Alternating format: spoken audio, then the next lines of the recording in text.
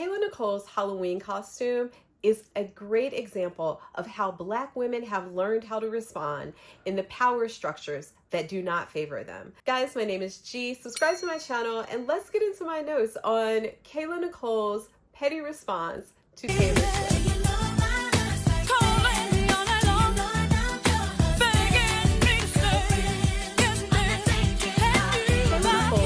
Toni Braxton Halloween costume was chef's kiss of petty because Kayla has been quiet. She has not responded to all of the assaults that has been going on against her. And her silence is something that Black women have learned to do in the face of the power structures that do not serve them. Supremacy culture keeps telling Black women our feelings don't matter, our tears don't matter, our hurt doesn't matter, our pain is our own to carry, it's our shit, regardless of the fact that we can see so many people attacking women, Black women in general. A lot of Taylor Swift fans were in denial, are in denial, and have been using plausible deniability to frame a lot of the very subtle dog whistles and the underlying racist context within some of Taylor Swift's songs, particularly the ones that were kind of pointed towards Kayla Nicole. After Taylor Swift and Travis Kelce announced their relationship, a lot of Taylor Swift fans went and attacked Kayla Nicole on social media. They were using all kinds of racist epithets. They were basically trying to say like she was beneath Taylor Swift because she won the man, right? Like she got the man that Kayla Nicole was with for 5 years and nothing came of it. People seem to forget that Kayla Nicole is actually the person who left Travis Kelce. For some reason, that doesn't matter. The fact that he was with someone else, particularly a European American woman, like that was enough for them to say that, you know what, he finally came back home or something to Kayla Nicole, just because she happened to be the last person he was dating before he got with Taylor Swift. And Kayla did not respond. She did not respond to all of the backlash associated with the relationship that she was in with this man.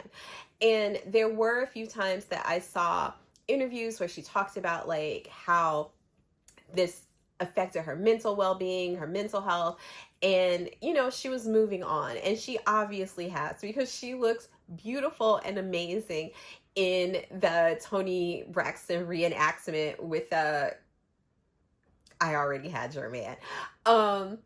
Again, the petty chef's kiss. But what is a great example is how Black women do not get to be so loud about people attacking them, their own pain, and their own anguish associated with supremacy culture and the power structure that is meant to keep them at a certain level.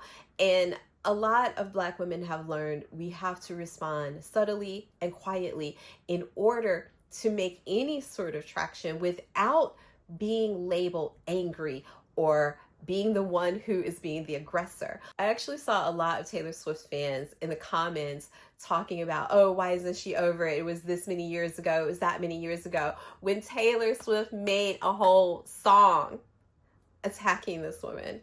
Plausible deniability allowed them to believe that that had nothing to do with Kayla Nicole because they don't listen to people who know anything more than them about racist undertones in language, because a lot of them use them themselves and don't see themselves in this way.